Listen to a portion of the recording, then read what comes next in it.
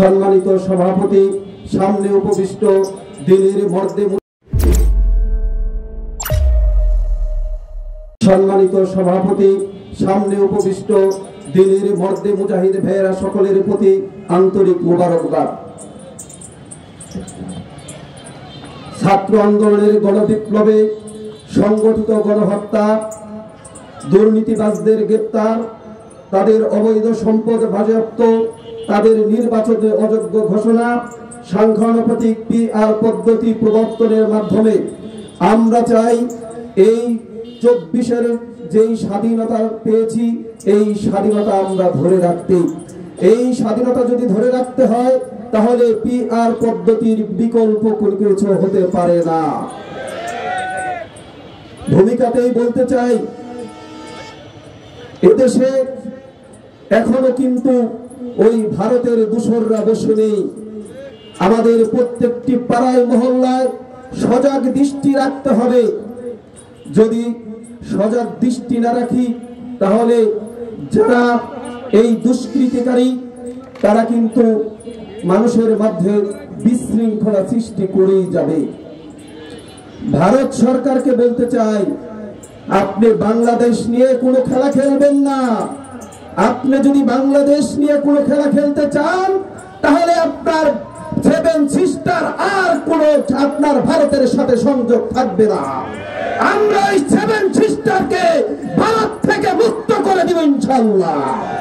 আর বলতে চাই, যারা এখনো বলেন আওয়ামী লীগকে নিষিদ্ধ করা যাবে না, তাদের প্রতি আমি বলতে চাই, যারা পিডিআর হত্যাকাণ্ড ঘটিয়েছে, শাপলা চত্বরে আলেমোলামাদেরকে যারা হত্যা করেছে, যারা ছাত্র আন্দোলনে গণহত্যা করেছে, যারা এই ছাত্র আন্দোলনে গণহত্যা করেছে, তাদের কি এদেশে আপনারা রাজনীতির সুযোগ দিতে চান?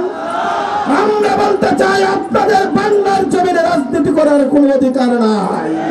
এই রাজনীতি করার অধিকার তাদেরই যারা বাংলার ভালোবাসে, যারা বাংলাকে ভালোবাসে, যারা বাংলাকে অন্তরে ধারণ করে, তাদেরই রাজনীতি করার অধিকার আছে।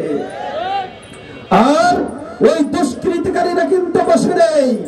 ওরা যখন বাংলা 2024 সালের 5ই আগস্ট স্বাধীন হলো, ওরা ডাকাত সাজে প্রত্যেকটি বাড়িতে ডাকাতি করেছে।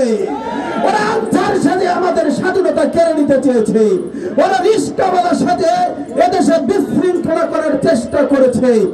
এরপরে ওরা যখন নাকি এত কিছুর পরেও যখন এরপরে ওরা বিভিন্ন মহলে ওরা বিভিন্ন ভাবে উস্কানি দিতেছে, ওরা উস্কানি দিয়ে বলতেছে এই সরকারকে বাংলাদেশে টিকতে দেওয়া যাবে না। আমরা বলতে চাই, যতক্ষণ পর্যন্ত এই সরকারকে যৌক্তিক যে সময় দেওয়া হয়েছে ততক্ষণ পর্যন্তই তারা থাকবে। এই সংস্কার করার জন্য যতক্ষণ সময় লাগে আমাদের দলের পক্ষ থেকে তাদেরকে সময় দেওয়া হয়েছে। আমরা এই সরকারের পাশে থাকবো। যদি দুষ্কৃতিকারীরা সরকারের কোন ষড়যন্ত্র করতে চায়, আমরা তাকে রুখে দিতে চাই। আমরা কোন দুষ্কৃতিকারীকে সুযোগ দিতে চাই না। আর যারা সাবেক বিরোধী দল ছিলেন, বিএনপির মহাসচিব মির্জা ফখরুল ইসলাম আলমগীর একটা কথা বলেছেন, এদেশে মৌলবাদীরা কখনো ক্ষমতায় আসেনি, তারা কখনো ক্ষমতায় আসতে পারে নাই, আর আসতে পারবে না। তাদের মির্জা ফখরুলের উদ্দেশ্যে একটি কথা বলতে চাই, আপনি কাদেরকে মৌলবাদ বলেছেন?